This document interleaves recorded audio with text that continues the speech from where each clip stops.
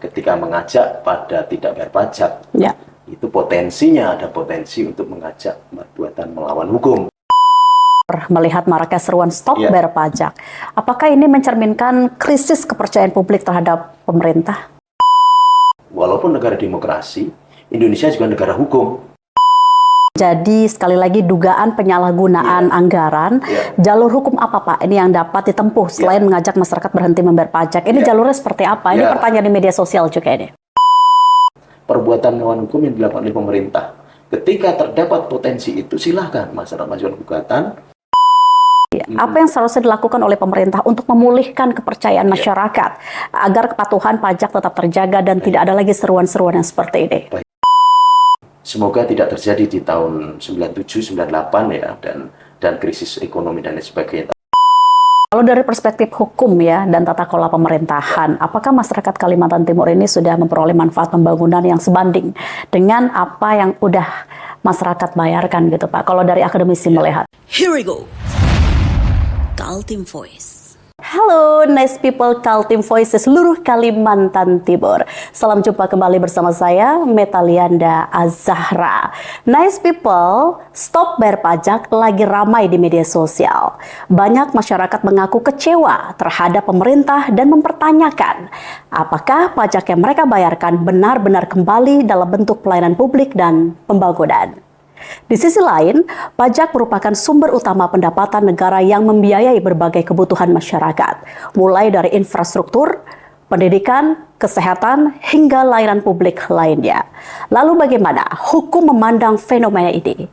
Apakah ajakan untuk berhenti membayar pajak merupakan bentuk kebebasan berpendapat atau justru memiliki implikasi hukum? Untuk membahasnya, hari ini kita akan berbincang bersama pengamat hukum Kalimantan Timur, sekaligus dosen pasca sarjana Magister Ilmu Hukum bidang Ekonomi Hukum, Dr. Nur Arifudin SH.MH. Selamat datang di studio Kaltim Voice, Pak Doktor. Selamat datang Mbak Eta dan nice people Kaltim Voice, luar biasa. Salam semangat selalu, sukses selalu, sehat selalu. Dan sehat juga untuk Kaltim Voice. Wah, dosen sejuta mahasiswa. Dan terima kasih juga telah mengundang saya dan mau mengundang saya. Wah, ini luar biasa. Ada yang bilang kalau sudah berbicara dengan Dr. Nur Arifudin ini merupakan tokoh serba ada. Semua bisa diperbincangkan, dari masalah hukum, dari masalah bantuannya, sampai daripada penyelamatan perempuan. Gak tahu kalau poligami ya. Iya. Pak, ini lagi ramai ya, belakangan muncul seruan stop bayar pajak nih di media sosial. Nah, bagaimana tentu saja Bapak melihat fenomena ini dari perspektif hukum Indonesia? Baik, terima kasih. Dari konteks stop bayar pajak tentunya itu merupakan seruan yang perlu kita harus perhatikan ya di dalam sebuah negara hukum. Di dalam pasal 1 ayat 3 Undang Dasar Negara Republik Indonesia tahun 45 dinyatakan bahwa Indonesia adalah negara hukum ya. Sebagai negara hukum tentu ada rule, ada aturan hukum di sana yang perlu kita patuhi. Dan dalam aturan-aturan hukum tersebut ada seruan kewajiban-kewajiban. Ya. Nah, di dalam ilmu hukum konteks kewajiban itu akan berdampak kok ada konsekuensinya manakala tidak dijalankan. Bahkan apalagi ketika dengan sengaja tidak melakukan kewajiban tersebut, tentu ada konsekuensi hukumnya. Apalagi mengajak yang lain. Jadi pemirsa, dan saya mengingatkan diri saya dan pemirsa semuanya untuk ketika mengajak pada tidak bayar pajak, itu potensinya ada potensi untuk mengajak perbuatan melawan hukum. Perbuatan melawan hukum. Ya. Jadi ajakan stop bayar pajak dapat dikategorikan perbuatan melawan hukum begitu. Jadi tidak masuk dalam bentuk kebebasan berpendapat. Iya. Dari konteks kebebasan berpendapat tentu harus ada syaratnya. Tentunya tidak boleh bertentangan dengan undang-undang, tidak boleh bertentangan dengan ketertiban umum, juga tidak boleh bertentangan dengan kesusilaan, walaupun itu dia bebas berpendapat. Jadi saya kira di dalam negara manapun ketika freedom speech itu di negara-negara lain, saya kira pasti ada batasan. Batasan-batasan itu saya kira di Amerika pun juga ada batasannya. Batasan itu yang disebut salah satunya adalah hukum. Iya, kalau sanksinya Pak dari regulasi hukum di Indonesia, apa sanksi yang mungkin bisa menjerat bagi mereka yang tidak membayar pajak pada akhirnya?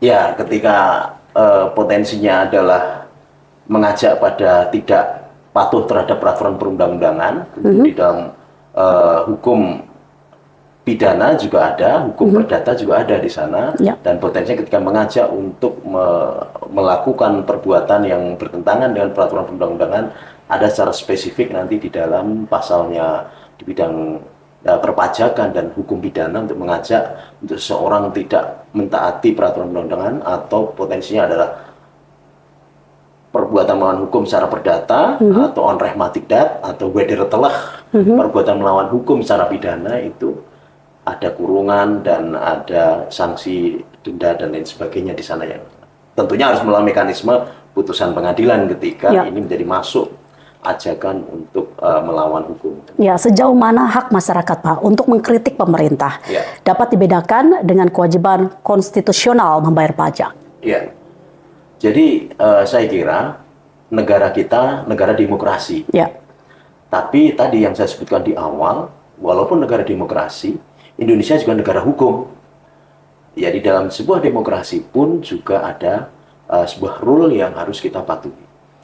Ketika kita memberikan kritik atau saran atau masukan, saya kira itu sebuah keniscayaan lah dalam sebuah perbedaan. Jangankan kita dalam sebuah bernegara, kehidupan bernegara. Dalam satu keluarga saja tidak jarang kakak adik juga beda pendapat. ya, Anak dan orang tua juga beda pendapat. Nah, terus bagaimana cara untuk mengkritik, menyampaikan, di situ yang penting. Bagaimana ketika kita menyampaikan kritik, masukan, ini apakah sebuah kritik ataukah ini sebuah penghinaan? Nah, Ya. di situ harus ada pasal-pasal yang memang harus diwaspadai. Sebenarnya saya kira bicara tentang konteks hukum itu kan pedoman perilaku yang sifatnya tegas dan keras ya. Sebenarnya ada 4 jenis ya pedoman perilaku itu. Yang pertama norma agama, yang kedua norma kesopanan, Ya. norma kesusilaan, baru norma hukum.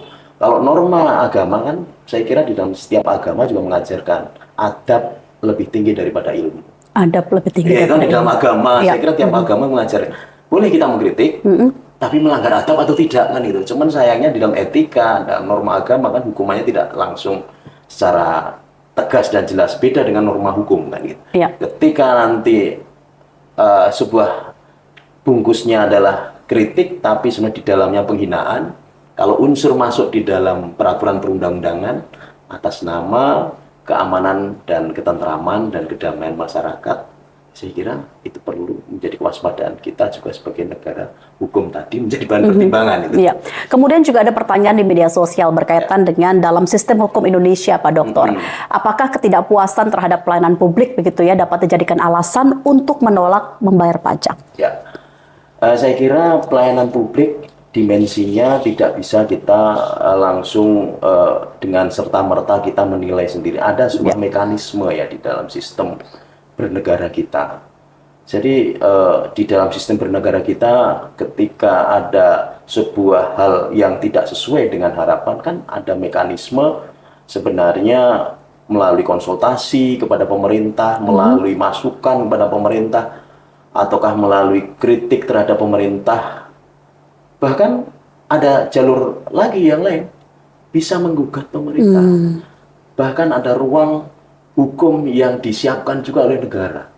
Soalnya ketika kita bicara tentang ketidakterpenuhannya hak masyarakat, kita kalau kita mau kritis, mohon maaf, ada sekelompok masyarakat tertentu yang nggak mau dikatakan itu nggak wakil saya. Ya.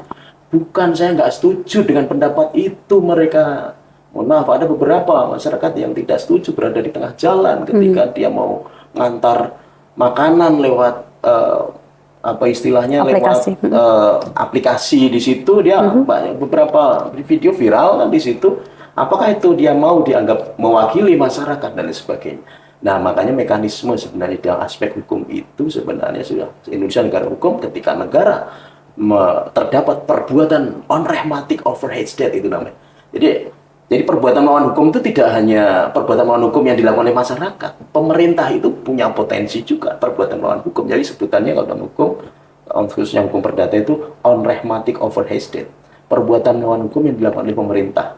Ketika terdapat potensi itu, silahkan masyarakat mengajukan gugatan, dibuktikan di pengadilan kerugian apa, dan kemudian ketika hakim memutus nanti tidak menutup kemungkinan pemerintah diberi sanksi berupa ganti rugi terhadap pihak-pihak yang kena dampak atas regulasi itu.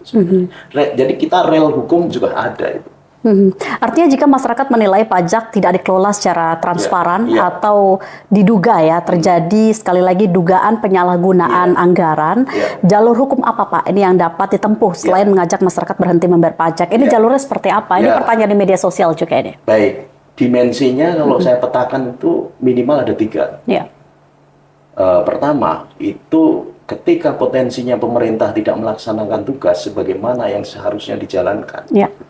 bisa melakukan dimensi yang kita kenal tindak pidana ya, tindak pidana di sana. Salah satunya membantu aparat penegak hukum, apakah itu kepolisian, kejaksaan, atau Komisi Pemberantasan Korupsi.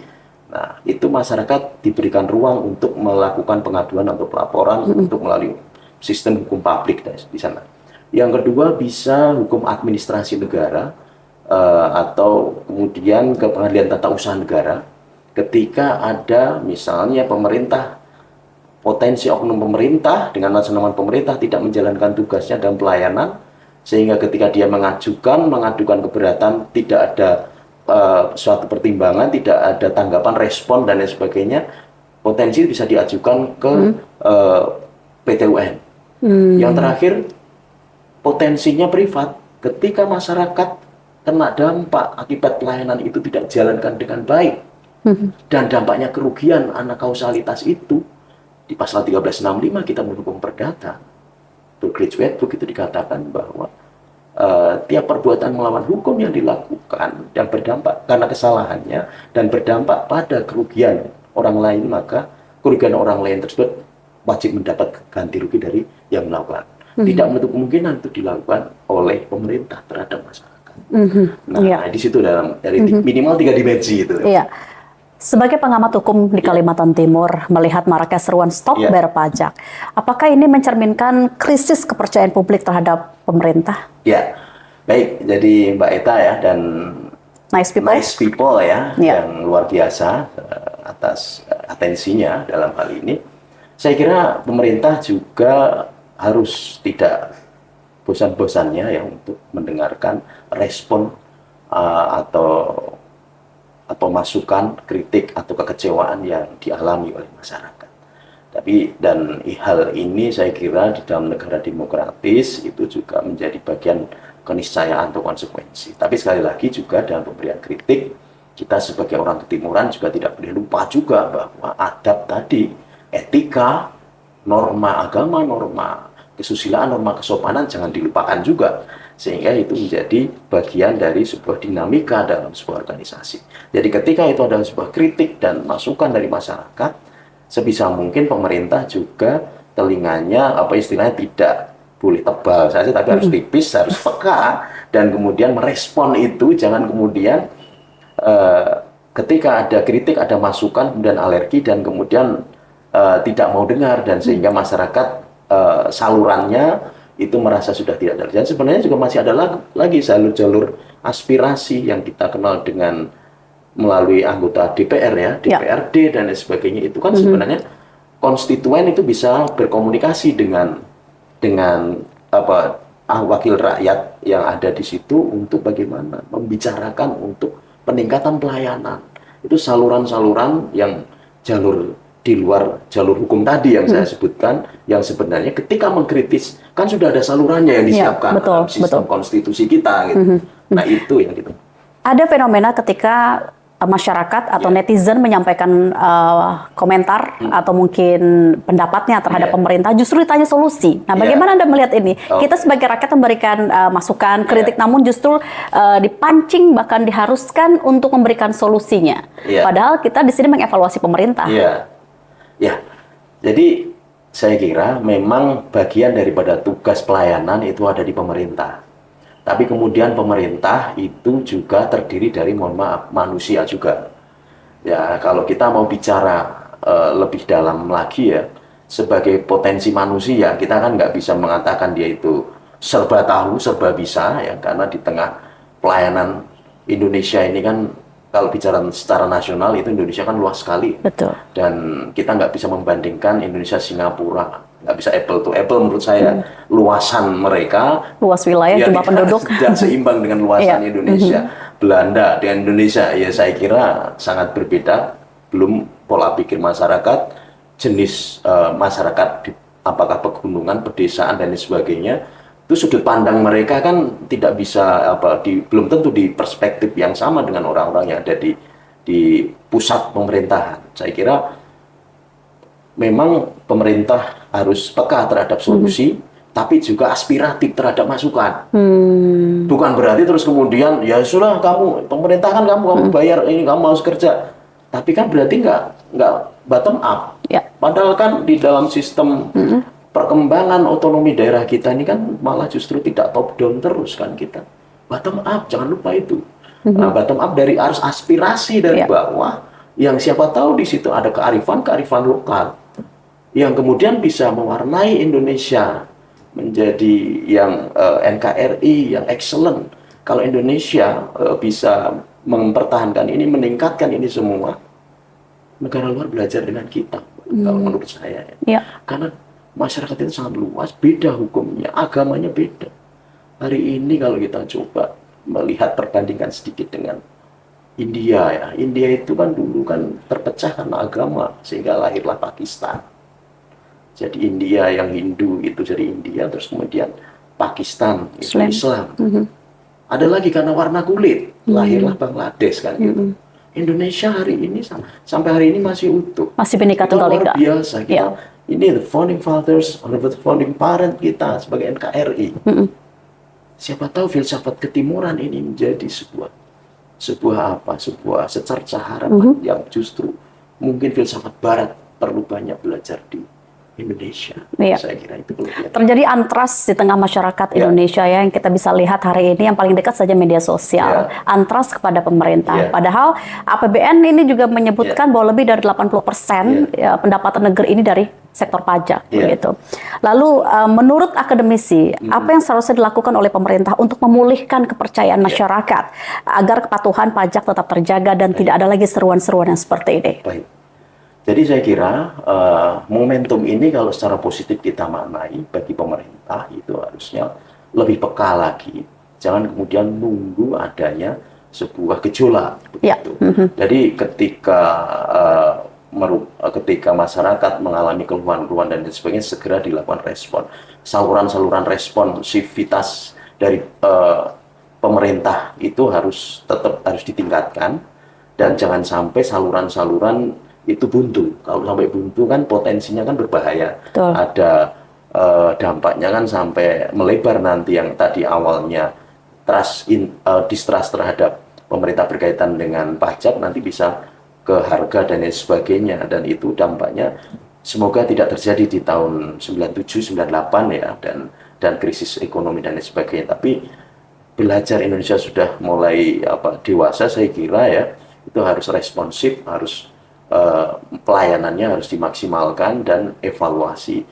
Dan kemudian kita juga harus selalu melakukan bijak terhadap respon, apakah ini betul-betul data ini adalah sesuai validitasnya, ataukah ini data ini yang sifatnya kategorinya. Kan kita juga sering mendapatkan sebuah informasi di media, tantangan kita adalah beredarnya hoax dan sebagainya. Kita harus bijak kita sebagai bangsa yang besar, yang mudah-mudahan kita harus membangun rasa optimisme terus ke depan. Makanya kita tetap harus bijak di dalam bermedsos, bijak dalam bernegara, dan kemudian juga bijak di dalam berinteraksi dengan satu dengan yang lain, gitu, supaya Indonesia semakin maju dan besar. Tadi sempat disebutkan kebuntuan begitu. Nah, kebuntuan ini salah satu solusinya adalah transparansi. Nah, bagaimana pentingnya transparansi penggunaan pajak dalam meningkatkan kesadaran masyarakat untuk kembali membayar pajaknya begitu? Jadi saya kira perlu ada laporan yang bisa diakses secara publik, kemudian yang bisa diakses oleh masyarakat secara luas, penggunaan pendapatan akses pajak itu berapa, dan kemudian dipakai untuk membangun apa. Jangan kemudian agak tertutup informasi ini, ditambah dengan ditemukannya, mohon maaf, terdakwa yang berkaitan penyalahgunaan pajak juga, itu juga harus ada pertanggungjawabannya kepada publik. Ya ketika yang salah silahkan dihukum sesuai dengan derajat kesalahannya, yang tidak salah karena korban berita hoax, ya kemudian jangan kemudian dihakimi secara tidak adil kan gitu. Betul. Nah di situ kita harus dalam bernegara yang hukum yang berkeadilan, substantif. Substantif Iya. ya. Kalau dari perspektif hukum ya dan tata kelola pemerintahan, apakah masyarakat Kalimantan Timur ini sudah memperoleh manfaat pembangunan yang sebanding dengan apa yang udah masyarakat bayarkan gitu Pak? Kalau dari akademisi melihat ya. Saya kira Jalan sudah dalam- baik kah? Trans Kalimantan sudah atau seperti apa begitu Pak? Saya pernah loh, Mbak Eta ya, ada sebuah diskusi ya dengan tim saya. Dengan waktu itu kan sempat ada sebuah tim menilai tingkat kepuasan masyarakat ya, terkait dengan pelayanan publik. Ya. Ada sebuah anomali bagi saya. Ya. Saya mohon maaf tidak mau menyebutkan daerah mana anomalinya itu. Ketika kita mendapatkan audiens masyarakat di perkotaan, Ya. itu tingkat kepuasan terhadap pelayanan publik itu mohon maaf rendah. Rendah. Tapi ketika kita audiensnya masyarakat yang agak dimasuk ya, masuk di Ditokohkan begitu ya? daerah-daerah, masuk di daerah-daerah Ya. yang jauh dari kota, tingkat kepuasannya tinggi. Ada apa itu? Apa penyebabnya Pak? Nah, itu salah satu hasil telusuran kami. Ternyata orang-orang yang berada di tingkat perkotaan, tingkat mobilitas ke daerah lain, negara lain itu lebih tinggi. Sehingga tingkat kepuasan itu ternyata antara masyarakat yang di perkotaan dengan yang di pedesaan itu belum tentu juga itu bisa matching sama. Padahal kalau dilihat kualitasnya, di pedesaan mungkin jalannya tidak terlalu banyak ya yang Yang qualified begitu? dicor gitu ya. Tapi kalau yang di kota lebih banyak, tapi kok tingkat kepuasannya lebih rendah di kota. Nah, Apa mungkin karena masyarakat sudah lebih cerdas, iya. lebih melek terhadap Itu informasi ketika dan kita bicara tentang aspek kepuasan publik kan gitu. iya, iya. Jadi sisa subjektivitas itu sangat tinggi. Gitu. Tapi yang jelas ya memang pemerintah harus komunikatif, kemudian tidak berjalan sendiri, malah justru tidak top down tadi, tidak hanya dia menilai kemudian mengeksekusi, tapi memang harus bottom up. Dia juga aspiratif. Siapa tahu sudut pandang masyarakat setempat itu beda dengan sudut pandang pemimpinnya. Ya. Itu jangan sampai itu tidak matching kan. Kalau nggak matching kan khawatirnya tadi seolah-olah ini nggak sesuai aspirasi, ini akhirnya melakukan gerakan yang sifatnya malah mendiskreditkan atau kurang mendukung dalam proses pembangunan yang merata gitu. Pak Dokter, apakah pemerintah saat ini sudah komunikatif? Saya kira perlu ditingkatkan ya, perlu ditingkatkan komunikatif itu. Mohon maaf kalau saya bicara dari sudut pandang saluran komunikasi itu belum banyak ya dibuka kepada masukan dari masyarakat. Termasuk apalagi bidang hukum ya. Bidang hukum itu banyak masyarakat melihat satu persoalan pelanggaran hukum di sekitar masyarakat itu, tapi dia enggan untuk melaporkan karena di jaminan perlindungan saksi korban itu juga minim sekali gitu loh. Nah, bagaimana mungkin masyarakat berkenan begitu ya? Di situ kan dia ketika dia lapor nanti malah justru berbalik, nanti dia Jadi tersangka. masalah atau malah mohon maaf tidak menjadi keberterimaan masyarakat yang lain, akhirnya dia diusir dan lain sebagainya, dianggap mengganggu dan lain sebagainya. Nah itu lembaga pelindungan saksi korban, saya kira sampai hari ini di Kaltim juga belum ada.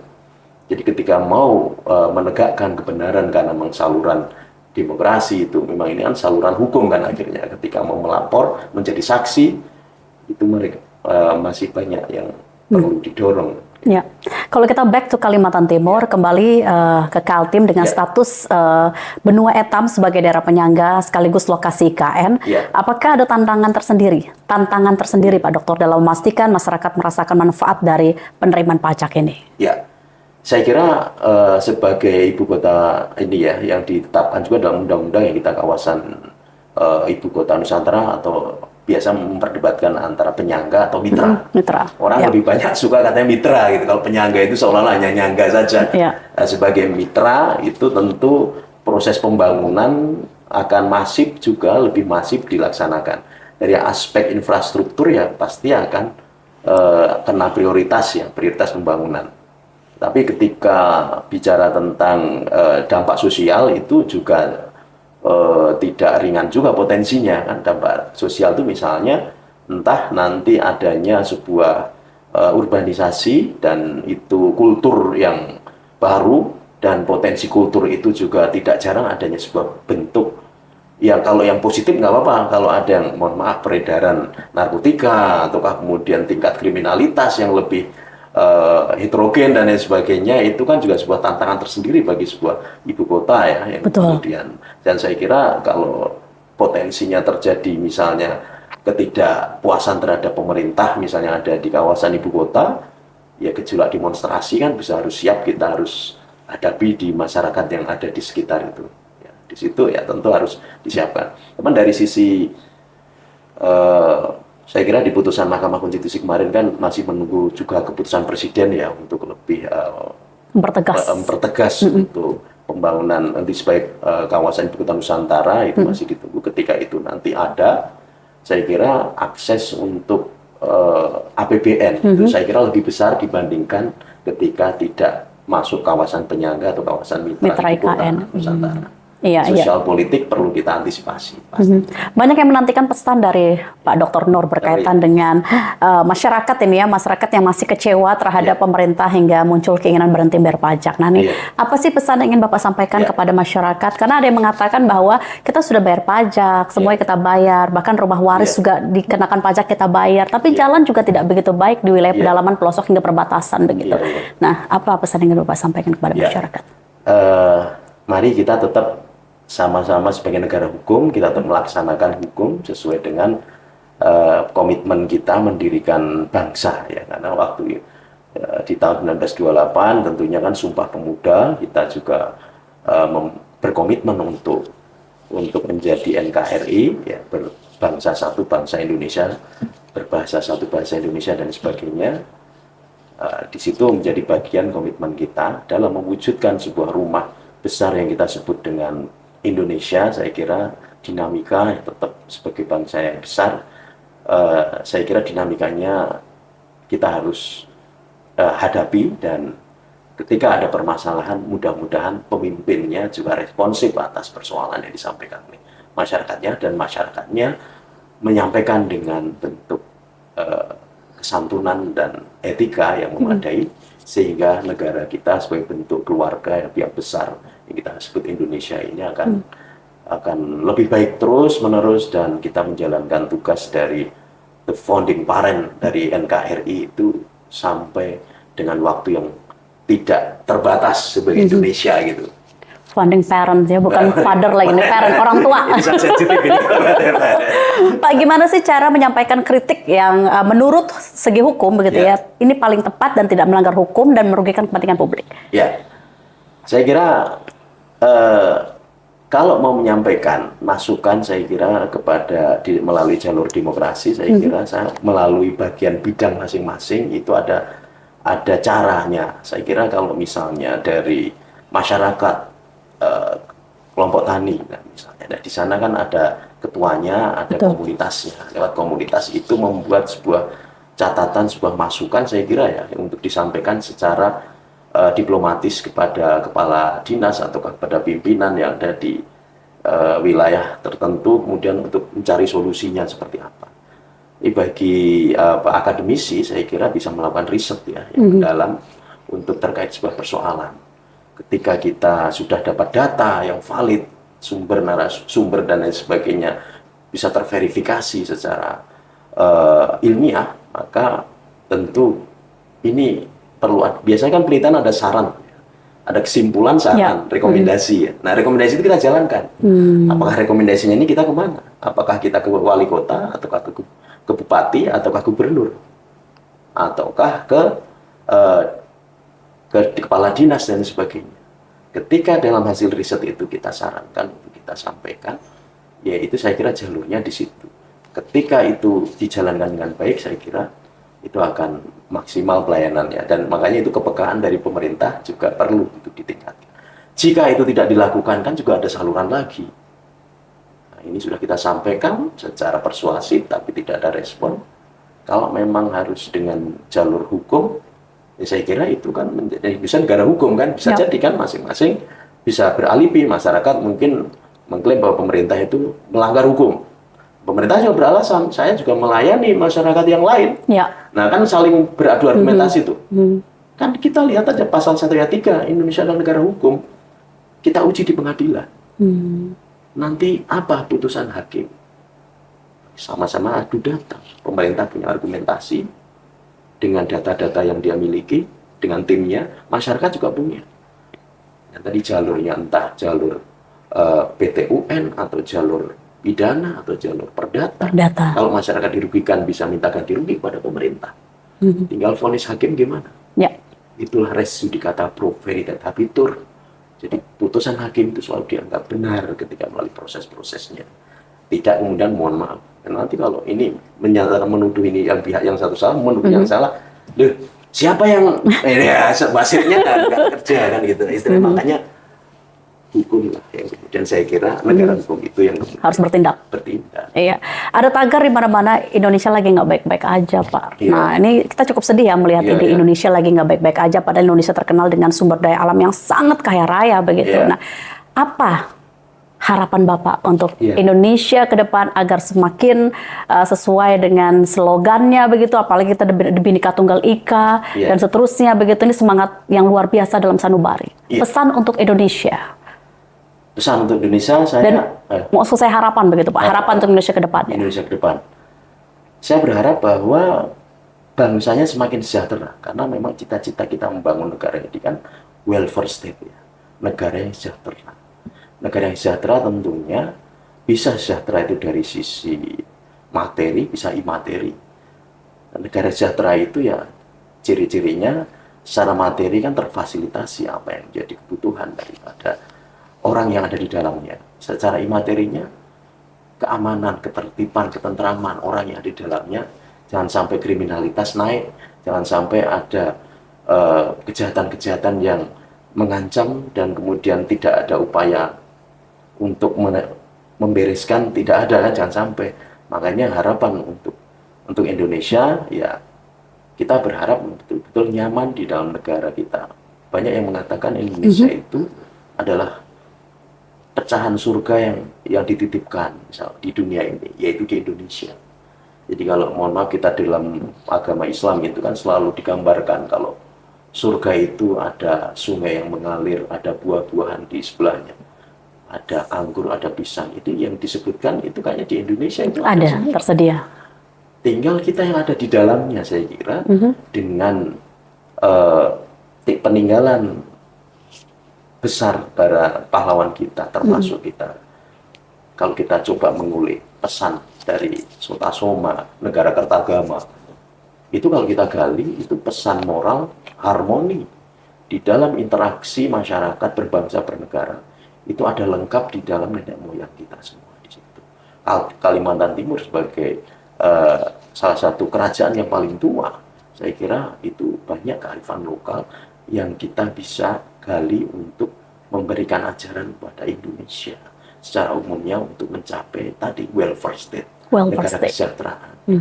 Jadi banyak saya kira yang bisa kita wujudkan dengan persatuan dengan Indonesia, dengan mempertahankan seperti ini. Kita sebenarnya menghargai jasa para pahlawan, jas merah.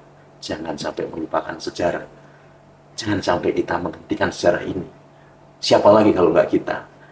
Kasihan anak cucu kita. Ini adalah negara ini bukan warisan nenek moyang saja, tapi adalah titipan anak cucu untuk biar supaya mereka bisa menikmati bangsa Indonesia ini yang akan lebih maju lagi ke depan di tengah gejolak geopolitik yang ada saya kira. Amin, amin, rabbal alamin ya.